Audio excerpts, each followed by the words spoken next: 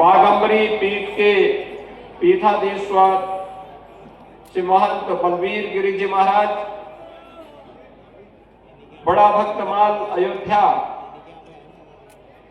के पूज्य महंत श्री अवधेश दास जी महाराज, रसिक पीठ के श्री महंत जन्मेजय शरण जी महाराज, पूज्य स्वामी कृपालु राम भूषण दास देवाचार्य जी महाराज, श्री महंत दास जी महाराज, दंडी स्वामी विमल देव तीर्थ जी महाराज, नेमी सारण से पधारे स्वामी विद्या चैतन्य जी महाराज, महंत दामोदर दास जी महाराज, महंत माधव दास जी महाराज, महंत यमुनापुरी जी महाराज, महंत राम तीरथ दास जी महाराज, महंत बनवारी दास जी महाराज, महंत राम हृदय दास जी महाराज, महंत मनीष दास जी महाराज, महंत लाखन दास जी महाराज और योगी सुखराई नाथ जी महाराज, आज के इस पावन अवसर पर मेरे साथ उपस्थित उत्तर प्रदेश सरकार के जल शक्ति मंत्री श्री स्वतंत्र देव सिंह जी, उत्तर प्रदेश के औद्योगिक विकास के मंत्री श्री नंद गोपाल गुप्ता नंदी जी, पूर्व मंत्री श्री सिद्धार्थनाथ सिंह जी, पूर्व मंत्री और पूर्व सांसद श्रीमती रीता बहुगुणा जोशी जी, हमारे सभी माननीय विधायकगण श्री दीपक पटेल जी, पीयूष रंजन निषाद जी, गुरु प्रसाद मौर्य जी, हर्षवर्धन वाजपेयी जी, पूर्व सांसद विनोद सोनकर जी, सभी पूज्य संतजन, उपस्थित भक्तजन, मैं सबसे पहले श्रीमद जगतगुरु पूज्यपाद रामानंदाचार्य भगवान के 726वें पावन प्रकटोत्सव के अवसर पर उनकी स्मृति को पूरी विनम्रता के साथ नमन करते हुए आज के इस आयोजन के जो मुख्य आयोजक हैं श्री सतुआ बाबा जी और उनकी पूरी टीम का मैं हृदय से अभिनंदन करता हूं। आप सभी पूज्य संतों का मैं हृदय से अभिनंदन करता हूं। आज का यह दिन हमारे लिए अत्यंत महत्वपूर्ण दिन है, जब हम लोग प्रयागराज की इस पावन धरा पर, जिस पावन धरा को कवि भगवान भारद्वाज ऋषि ने, भगवान वाल्मीकि ऋषि ने और अन्य पूज्य ऋषि और महर्षियों ने अपनी तप से, अपनी साधना से सनातन के केंद्र के रूप में विकसित किया था। आज उसी पावन धरा पर, जिस पावन धरा ने 726 वर्ष पूर्व भक्ति के शिरोमणि के रूप में भगवान रामानंदाचार्य के प्रकट होने की पावन धरती के गौरव को अपने साथ जोड़ा है, ऐसी त्रिवेणी की इस पावन धरा को मैं कोटि कोटि नमन करते हुए आप सबका आज के इस आयोजन में उत्तर प्रदेश सरकार की ओर से हृदय से अभिनंदन करता हूं। आप सबका मैं स्वागत करता हूं।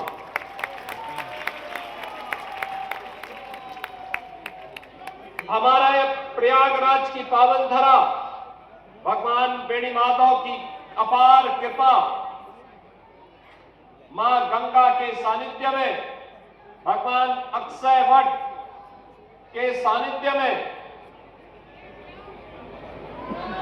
त्रिवेणी का वो रूप जिसे हम मां गंगा, मां यमुना और मां सरस्वती के रूप में स्मरण करते हैं, देश और दुनिया यहां पे आकर के संगम में डुबकी लगा करके अपने जीवन के आदि दैविक, आदि भौतिक और आध्यात्मिक तीनों तापों से मुक्त होने के संकल्प के साथ आगे बढ़ता है। आज भी प्रयागराज में हम सबको भौतिक रूप से वह सब कुछ दिखाई देता है। मां गंगा भी है, मां यमुना भी है और मां सरस्वती भी है। एक सामान्य नागरिक के लिए, एक सामान्य श्रद्धालु के लिए, एक सामान्य मानव के लिए यह धरती आज के दिन पर उसका प्रत्यक्ष गवाह है। यहां धर्म भी है, यहां न्याय भी है और यहां पे ज्ञान भी है। और तीनों को लेकर के देश भर के अलग अलग जिज्ञासु अपने तरीके से इस पावन धरा पर उपस्थित होते हैं। बहनों और भाइयों, जगत गुरु रामानंदाचार्य जी ने, याद करिए, कोई अचानक महान नहीं बन जाता है।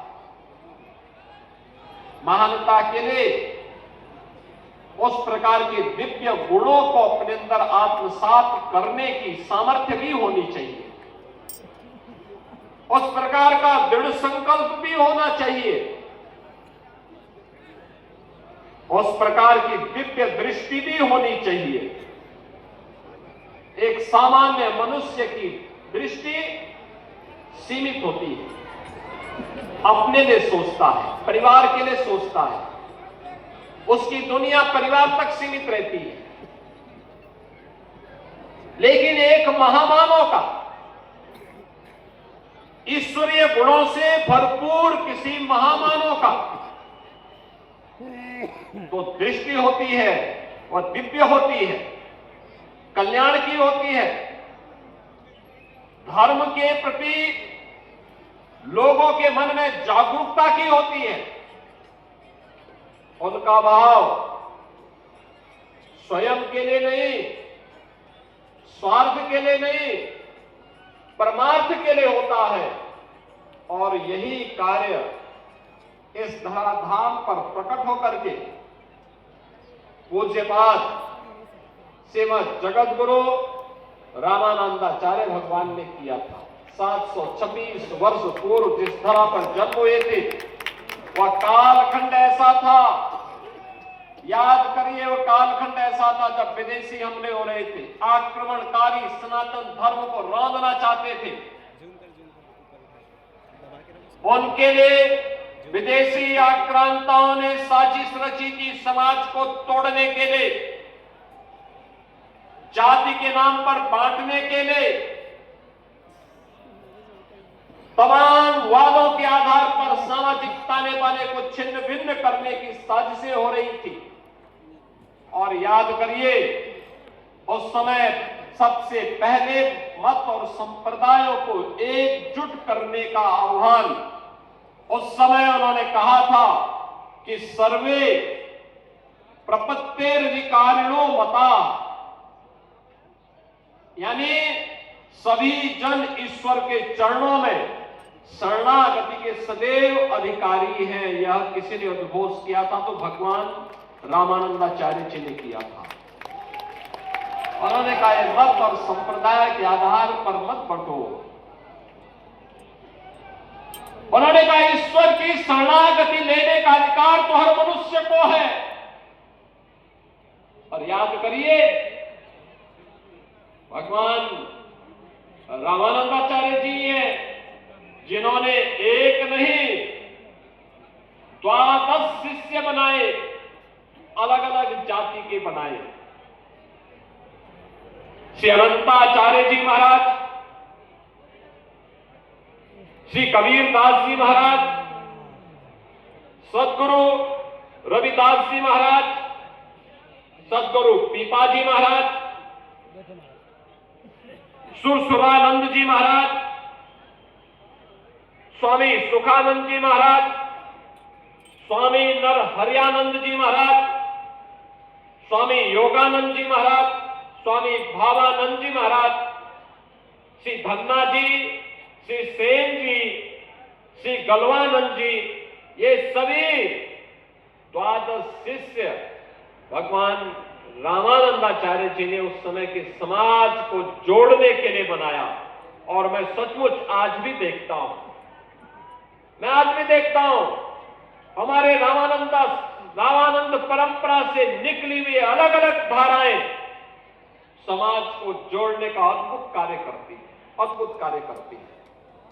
अभी जगत गुरु रामानंदाचार्य जी कह रहे थे, मैं देखता हूं ऐसे गांव-गांव में जाता हूं, जब मैं रविदासी संप्रदाय से जुड़े हुए संतों की साधना को देखता हूं, इस मंच पर आज ये सभी 12 परंपरा के संत जन यहां पर उपस्थित है। इस पंडाल में भी हजारों की संख्या में संतों की उपस्थिति रामानंद परंपरा की अलग अलग धाराओं से, कबीरपंथी भी है, रविदासी परंपरा से भी है, श्री पीपा जी की परंपरा से भी है, अलग अलग परंपरा से जुड़े हुए सभी पूज्य संतों की उपस्थिति इस सनातन धर्म की उस एकता का उद्घोष कर रहा है जो आज की आवश्यकता है।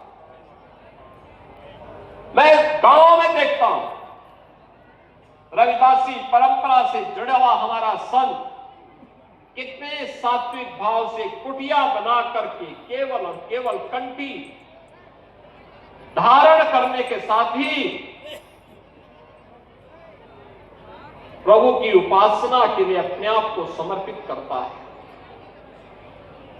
कबीरदासी परंपरा से जुड़े हुए संत जहां भी कुटिया रमाया, उसने वहां पर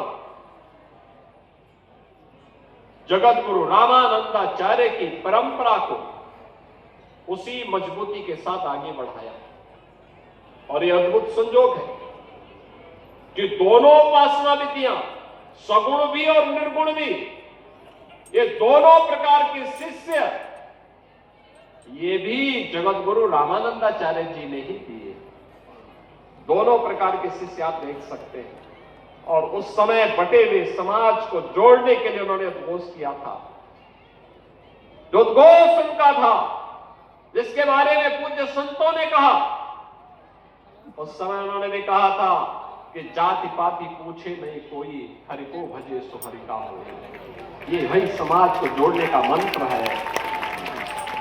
बहनों और भाइयों, आज से 726 वर्ष पहले जिस दिव्य महापुरुष का प्रकट इसी प्रयागराज की धरती पे हुआ था, यही प्रयागराज आज फिर इसकी उद्घोष कर रहा है कि जाति के नाम पर, मत और संप्रदाय के आधार पर विभाजन हमारे लिए उसी प्रकार से सर्वनाश का कारण बन जाएगा जैसे बांग्लादेश के अंदर हम देख रहे हैं। बांग्लादेश के अंदर आप देख रहे होंगे, जय श्री राम के अंदर हो रहा है। कोई बोल नहीं रहा है।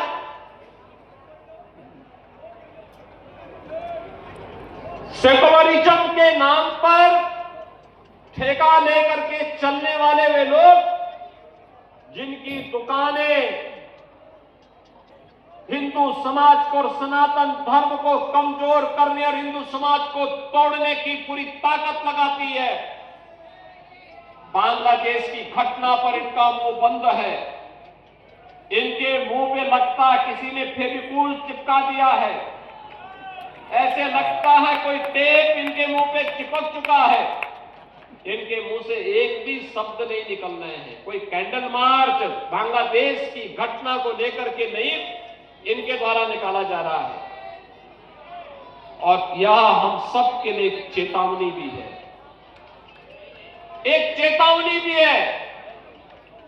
हमारे संत समाज को जोड़ने के लिए पूरी युक्ति करता है। और जब संत समाज एक मंच पर आकर के उद्घोष करता है तो परिणाम भी आता है। जैसे आपने देखा होगा अयोध्या में श्री राम जन्मभूमि पर भव्य राम मंदिर का निर्माण, अयोध्या में श्री राम जन्मभूमि पर भव्य राम मंदिर का निर्माण, ये पूज्य संतों की उसी साधना और उसी एकता का परिणाम है जिसे मूर्त रूप दिया है देश के यशस्वी प्रधानमंत्री श्री नरेंद्र मोदी जी ने। आप याद करिए, यह देश 1947 में आजाद हुआ। आजाद होने के बाद देश को प्रधानमंत्री मिल गए।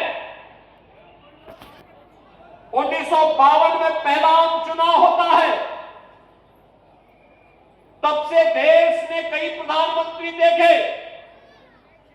हर एक ने देश के बारे में सोचा होगा, देश के विकास के बारे में योगदान किया होगा, लेकिन भारत की मूल आत्मा को सम्मान मिलना चाहिए।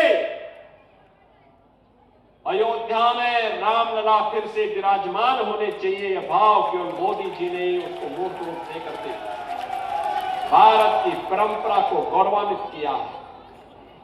मोदी जी पहले प्रधानमंत्री हैं जो श्री राम जन्मभूमि में दर्शन करने के लिए गए, राम मंदिर के शिलान्यास में गए, रामलला के प्राण प्रतिष्ठा समारोह में भी गए और मंदिर निर्माण का कार्य पूर्ण होने के उपरांत जो शुभ मुहूर्त मिला था, सनातन धर्म की ध्वजा पताका को मंदिर पे आरोहण करने का, उस समारोह में भी प्रधानमंत्री जी स्वयं भागीदार बने और उन्होंने दिखा दिया दुनिया को इच्छा शक्ति होनी चाहिए कार्य करने की।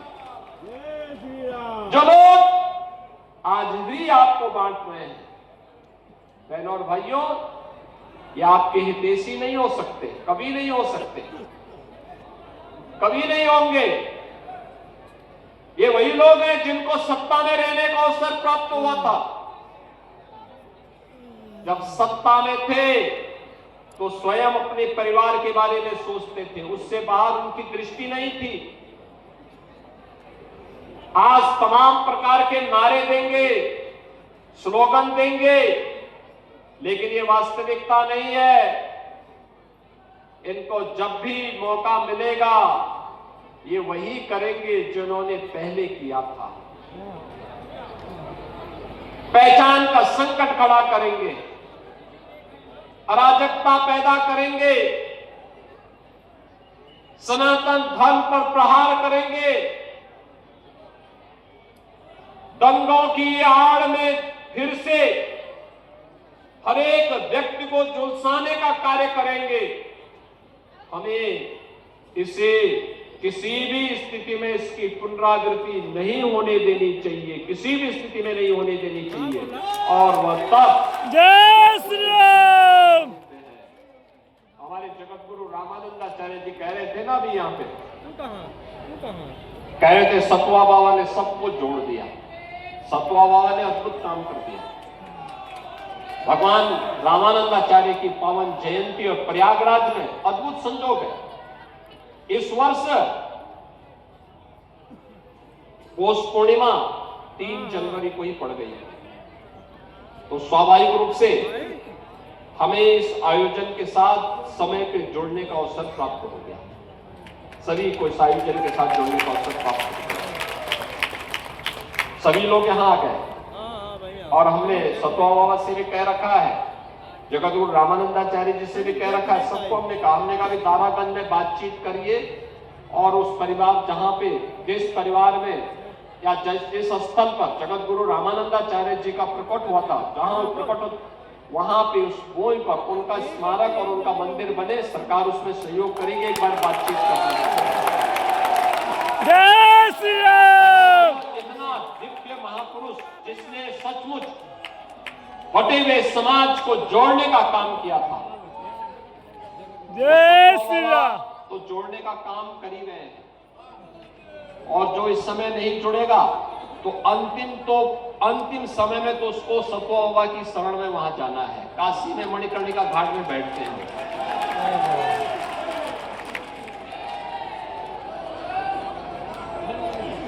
और इसीलिए आज के इस अवसर पर मैं जगत गुरु पूज्यपाद रामानंदाचार्य जी महाराज, जिनके 726वें इस पावन प्रकट उत्सव में हम सबको शामिल होने का अवसर प्राप्त हुआ है।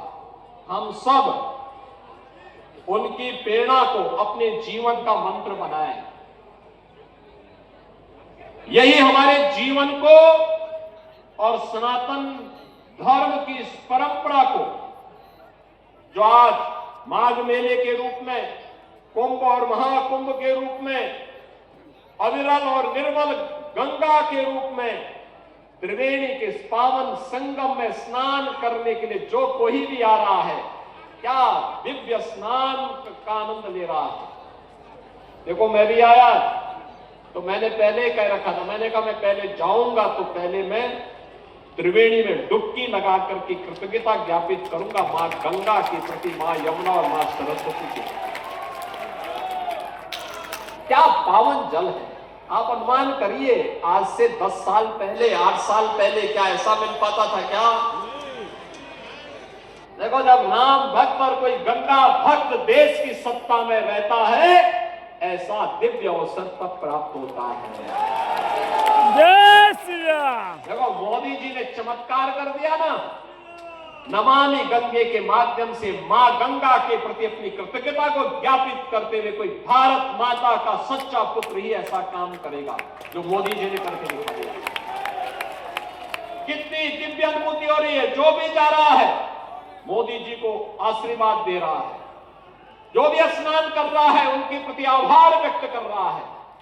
आभार और आशीर्वाद के शब्द इस बात को लेकर के हैं कि आज मां गंगा की अविरलता और निर्मलता हमारे माघ मेला को, कुंभ मेले को, महाकुंभ के आयोजन को और भी दिव्यता की ओर की अनुभूति करा देता है। जिसकी भी इच्छा नहीं होती आकर के लाखों लोगों को देखता है। मैं पौष पूर्णिमा को देख रहा था, प्रशासन का अनुमान था कि 10 से 15 लाख लोग आएंगे। मैं कहता था 20 से 25 लाख लोग आएंगे और आए 31 लाख श्रद्धालु। 31 लाख और पिछले 5-6 दिनों में 1 करोड़ श्रद्धालु स्नान कर चुके हैं। ये है सनातन आस्था। इस सनातन आस्था को मजबूती प्रदान करने के लिए डबल इंजन की सरकार सदैव आपके साथ है, आपके साथ खड़ी है।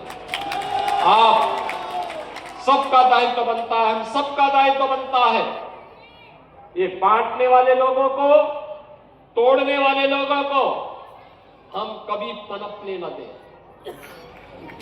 पनपने न दें। ये कमजोर करने वाले लोगों को किसी भी स्थिति में हमें आगे नहीं बढ़ने देना है। अगर हम सब इस संकल्प के साथ आगे बढ़ेंगे तो आने वाला समय सनातन धर्म का ही है। दुनिया के अंदर सनातन का झंडा जैसे श्री राम जन्मभूमि पर पूरी भव्यता और दिव्यता के साथ फहराया जा रहा है, ऐसे ही पूरी दुनिया के अंदर सनातन का झंडा अपने आप गूंजता हुआ दिखाई देगा। तब कोई बांग्लादेश में किसी निर्भीक, कमजोर और दलित हिंदू को काटने का दुस्साहस नहीं कर पाएगा, तब नहीं कर पाएगा। और आज के इस अवसर पर मैं एक बार फिर से यहाँ पे जगत गुरु सतवा बाबा श्री संतोषाचार्य जी महाराज को और उनकी पूरी टीम को, जिसमें उनके साथ में गोपाल दास जी महाराज भी हैं और अन्य लोग भी हैं, सभी पूज्य संतों को हृदय से मैं धन्यवाद देता हूं। जिन पूज्य संतों ने अपनी उपस्थिति से इस कार्यक्रम को सफल बनाया है, उन सब का भी हृदय से अभिनंदन करता हूं। और जगत गुरु रामानंदाचार्य भगवान को उनके इस पावन 726वें प्रकटोत्सव के अवसर पर एक बार फिर से उनके चरणों में कोटि कोटि नमन करते हुए उनकी दिव्यवाणी और उनकी प्रेरणा हम सब के लिए एक नए प्रेरणा के रूप में आगे बढ़ने के लिए सदैव हमें प्रेरित करते रहे। इस विश्वास के साथ उनके आशीर्वाद के आकांक्षी के रूप में हम सब कार्य करेंगे। इस विश्वास के साथ अपनी वाणी को मैं विराम देता हूं। धन्यवाद। जय हिंद, जय जय श्री राम। धन्यवाद। माननीय मुख्यमंत्री जी ने हमारे यहाँ आकर सनातन धर्म का हाथ चौकी व्यवस्था समिति का गौरव बढ़ाया। कोट कोट साधुवाद। और जितने भी संत महात्मा आए, सभी संत महात्माओं को मैं साधुवाद देता हूँ खाक चौक व्यवस्था समिति की ओर से। और जितने भी तीर्थयात्री आए उन सबको मैं धन्यवाद देता हूँ। अब भोजन प्रसादी के लिए